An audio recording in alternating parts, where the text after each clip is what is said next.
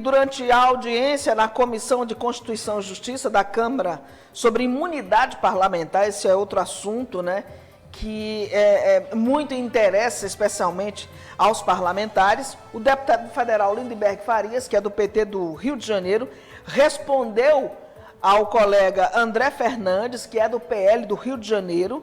O bolsonarista alegava que não merecia ser punido por apenas, disse ele, criticar o ativismo judicial. Mas aí o deputado petista mostrou que era bem mais do que isso, né? E disse o seguinte: o senhor postou foto do armário depredado no 8 de janeiro. Ou seja, os bolsonaristas, Pedro, eles fingem não saber a diferença entre crítica e discurso pró-violência. Vamos ver esse embate aí entre esses dois deputados? Vejam a que ponto chegamos. Muitas pessoas me perguntavam: André, até agora não foi lido o teu requerimento da CPMI, tu não vai judicializar? E eu dizia, nos bastidores, não. Que a gente tem poder de resolver aqui dentro dessa casa. Pessoas imputando crime contra a minha honra, mentindo. Ou na TV, por exemplo, dizendo que eu estava aqui no dia 8 de janeiro. E disseram: André, tu não vai entrar lá no STF? Não. Não vou. Porque uma das coisas que eu mais critiquei foi esses parlamentares que estão aqui judicializando e entregando a cabeça de um ou de outro à justiça brasileira. A culpa não é deles, não.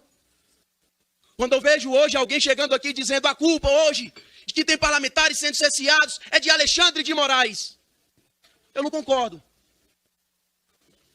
Se Alexandre de Moraes está hoje lá derrubando rede social, ou como o meu caso, que hoje eu fui intimado pela Polícia Federal e na próxima terça-feira eu vou ter que estar lá depondo, porque eu fiz uma crítica ao ativismo judicial, principalmente Alexandre de Moraes.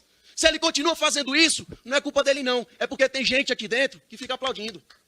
Mas hoje é o deputado André Fernandes, Lindenberg, eu estou falando aqui olhando no seu olho. Alexandre de Moraes.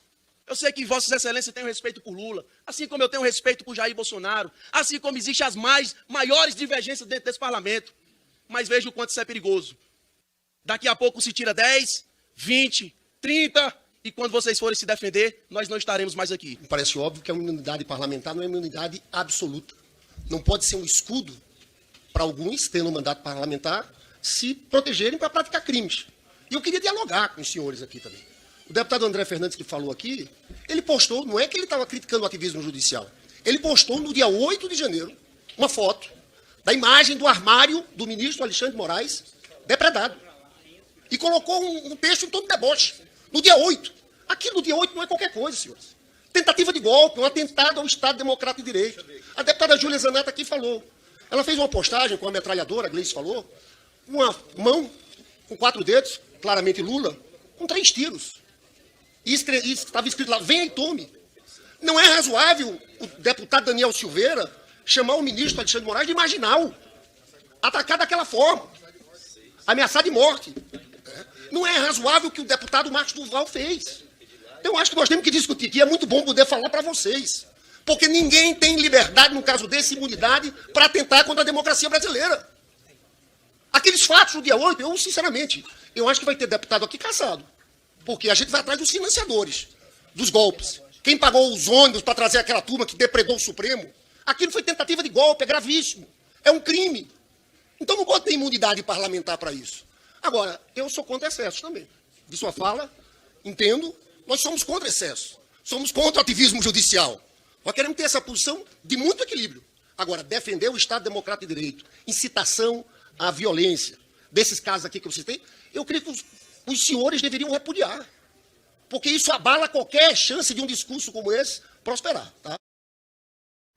O que a gente observa é o seguinte, é que os deputados da ala bolsonarista, seja de forma pública ou nos bastidores, que apoiaram, né, os atos do 8 de janeiro, o que a gente percebe é que eles estão bastante preocupados, né, porque à medida em que a justiça age, e a justiça precisa e deve agir, para coibir rompantes, para coibir qualquer tentativa e prática de crime, eles ficam muito preocupados porque muitos deles sabem que estão ligados diretamente com esses crimes ou com essas situações.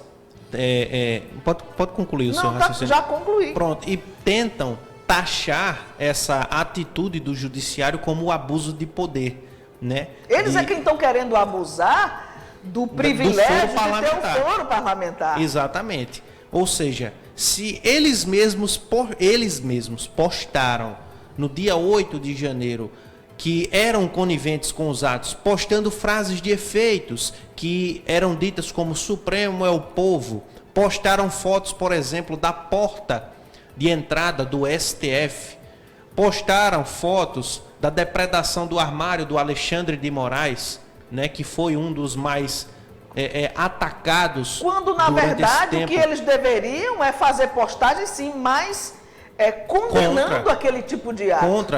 Pelo menos exaltando. Dizendo exatamente o seguinte, de que eles são a favor de qualquer manifestação, desde que não haja depredação de patrimônio público, mas todos, sem exceção, tiveram exatamente essa atitude de dizer que era correto aquilo, de que o povo estava cansado de ver tudo isso, o povo estava cansado, não queria mais que essa política funcionasse dessa forma, que um dos poderes tivesse mais poder do que todos os outros. Então, eles sim tiveram, assim como esse deputado aí, André Fernandes, que não só nessa fala, mas em outras polêmicas, ele também já se perdeu muito por falas condenáveis que ele teve, né? Então essa daí é só mais um exemplo, assim como o Nicolas Ferreira, que casou-se agora, está de férias lá nas Maldivas, né? Também está caladinho porque sabe que já sofreu, já perdeu um processo, já teve diversas falas desastrosas que comprometeram o seu cargo, né? Que quase comprometeram o seu cargo, melhor dizendo, quase foi cassado, quase entrou no Conselho de Ética e podia ter ficado mudo de uma vez, né? Então, esses deputados cada vez mais estão se perdendo nos seus discursos e o que está aparecendo simplesmente são as provas de que a maioria esteve sim conivente com os atos